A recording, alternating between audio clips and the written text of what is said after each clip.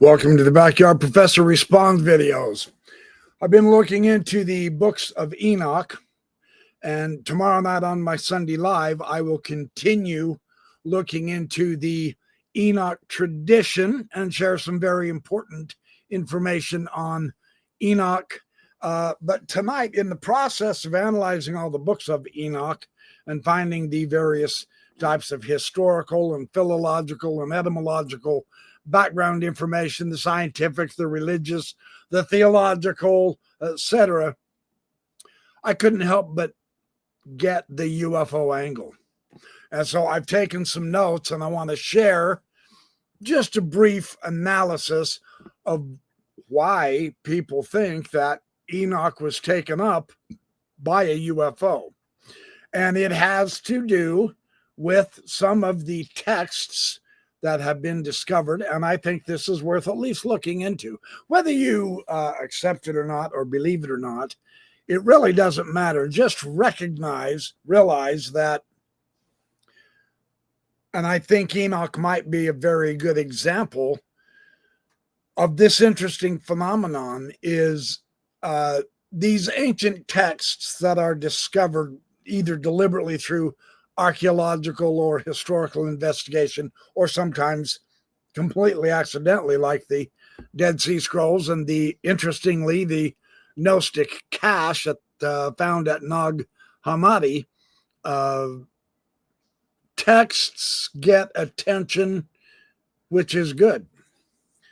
And so I want to share some ideas. I've got some notes here that I have written. So there is a lively thread, as it turns out, and I'm sure I haven't been able to explore all of this and all of its various permutations and ramifications.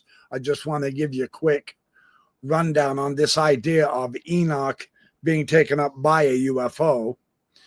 And of course, it begins in Genesis 5:24, where Enoch is taken up by God. It doesn't give us any kind of description. It just says Enoch walked with God and he was not, for God took him. And so that leaves the mystery, that leaves the enigma, and we don't know what happened. With the discovery and the translation of various books of Enoch, we have a lot of them. We've got the Greek, the Old Slavonic. We do have a Latin copy. We've got a Hebrew copy. And so there's some very interesting things. We have an Aramaic book of Enoch as well. His heavenly tours in 1 and 2 Enoch is what is utilized as a UFO type narrative, evidence that this was a UFO that took Enoch. And I'm not going to argue from mainstream scholarship, and I'm not going to argue with mainstream scholarship either. The ufology writers, some of them interpret Enoch's ascent as basically a UFO close encounter. And it's really intriguing because the same type of interpretation can also be had for Ezekiel. With his wheels within wheels and the craft that he claims he saw and he described in his account when he was in Babylon. So the abruptness, the strange thing about the Genesis account with Enoch is there's no death scene. There's no mourning him. There's not even discussion later on that, gosh, we sure miss Enoch. Wonder where he went, or I wonder how he's doing, or whatever. None of that is worried about at all by anybody. So they often compare this with Elijah's, dramatic encounter with the whirlwind, as the whirlwind came and took Elijah up to heaven. And so they put Enoch's disappearance basically in the same category. There's just less detail, but it very well could have happened that way through some kind of a sky anomaly, whether a whirlwind or UFO or whatever. In Second Enoch, and this is the Slavonic, this is from the Old Church Slavonic out of Russia, one of the very important texts according to Andrei Orlov. The angels, Enoch says this, he says, the angels took me on their wings and they carried me up to the first heaven and placed me on the clouds. So second Enoch is used quite a bit because what happens here is we begin to see the mechanics of the situation, not just an enigma or a mysterious wording or whatever. This gets more now, he's physically transported heaven by heaven, actually. And they say if you strip the angelic language, then this is somewhat of a stage descent. You've got a pickup of a person. You've got a staging point on the clouds. You have different levels of upward ascent that he reaches. It's very interesting. You got a second heaven, third heaven, etc. So in UFO language, what this reminds people who do present this particular interpretation, they say we have what is called a docking transfer type of analysis. Scholars see visionary apocalyptic journeying, but the idea of Enoch being taken by a UFO, what they do is they emphasize the verbs, more or less. He was taken, he was carried to someplace, he was placed at someplace, etc. And what this does is it conveys a literal situation happening to Enoch. And so that's kind of interesting. Now, 1 Enoch 14 is probably the big chapter in 1 Enoch on his heavenly ascension. And in part it says, I drew near to a large house built of crystals. Its walls were like a tessellated floor of crystal, tongues of fire around it. Its ceiling was like the path of the stars and the lightnings. Quite an interesting narrative. And for those who like to give us a tech reading, I'll call it, of the Enoch materials, this is the money passage. The space has crystalline walls, blazing portals. You know, there's a roaring sound that he describes. There's lightning-like light illumination. The enthusiasts say if we were to take the concept of temple and swap it with craft, and let's say we take his description of crystal and we talk about instead transparent or reflective alloys of some kind, right? We change up the wording just a little bit. We take the description Enoch said of tongues of fire and we give it plasma or even maybe exhaust from some type of a ship that he was traveling on to his path to the stars, a star field display. He hears overwhelming noise, right? So they attribute this to machinery. If we just shift a little bit, we could actually make a pretty decent UFO narrative out of the books of Enoch. And what this does is it treats it as a pre-scientific description of an engineered environment. So that's kind of interesting. When we look at the 1 Enoch narrative, this is where the watchers will descend. They mate with the humans. You remember, they teach various sciences, metallurgy, cosmetics, weaponry. They teach some kind of astrology, astronomy, heavenly knowledge, etc. They're building up humanity, but then the watchers get punished. And this is very, very similar to Prometheus, the god who stole fire and shared it with mankind. He also got punished, right? So the ancient alien writers, what they'll do is they'll take this narrative and they rewrite it. They'll recast it, as it were, to be indicating an extraterrestrial contact gone wrong. Something along the lines of advanced beings violating a prime directive to just watch and don't interact with those people, those creatures on that planet. And of course, they produce the hybrids, which is one of the all-time occult favorite subjects, the Nephilim. You get the Watchers and the Nephilim.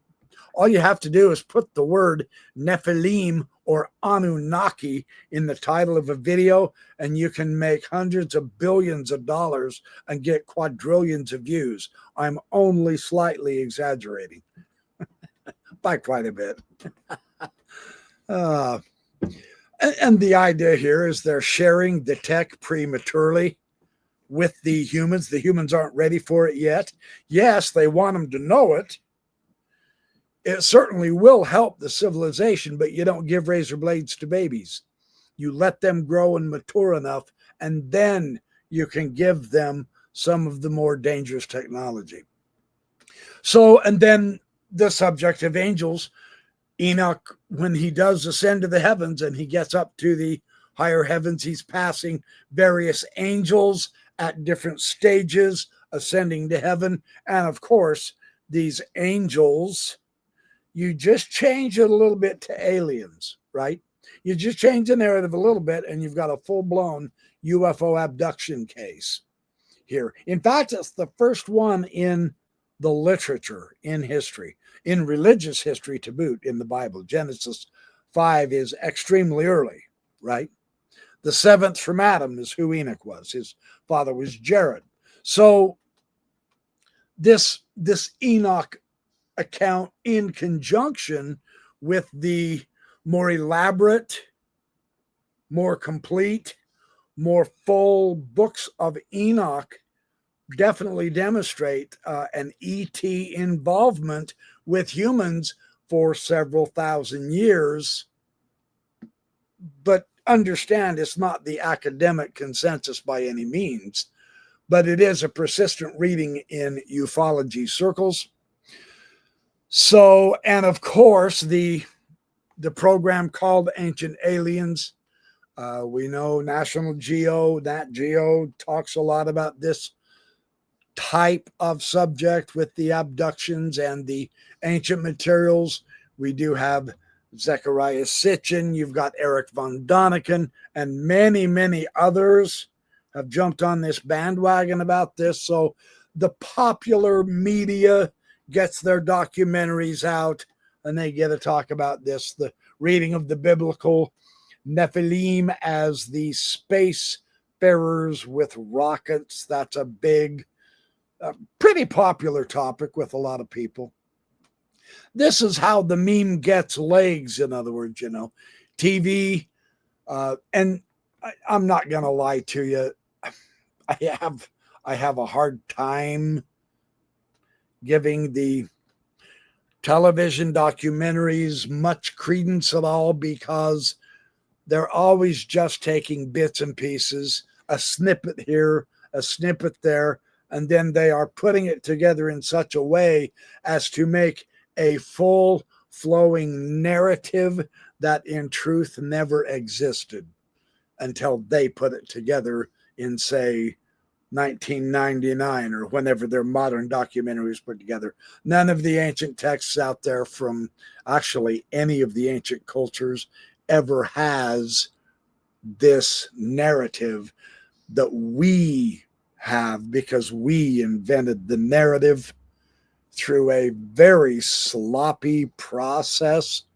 And I mean, that's just my take on it. Having read this ancient material quite a bit, I'm really not convinced of the modern meme makers' narrative, let alone their conclusions of this highly hyper invented narrative. You know, you have to be extremely careful. And so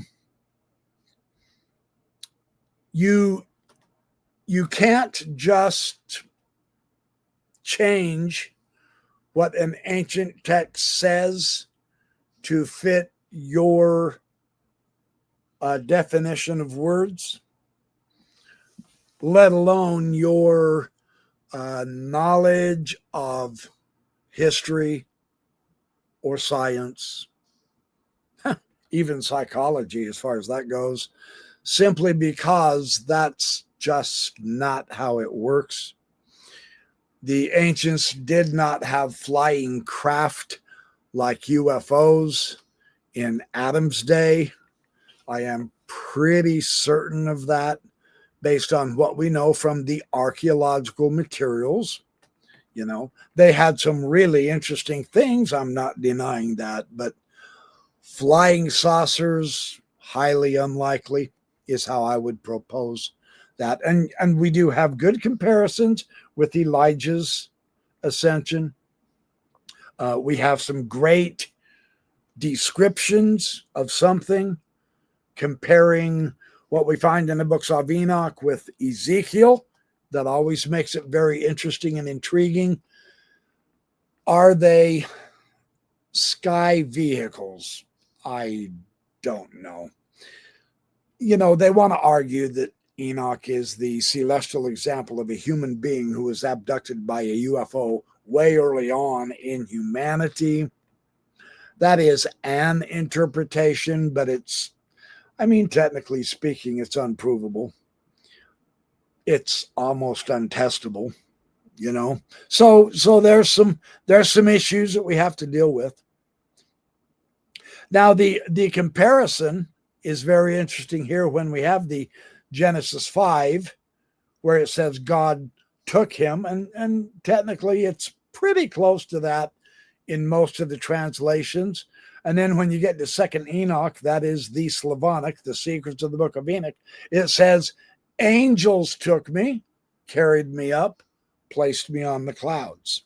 So God took him, angels took him.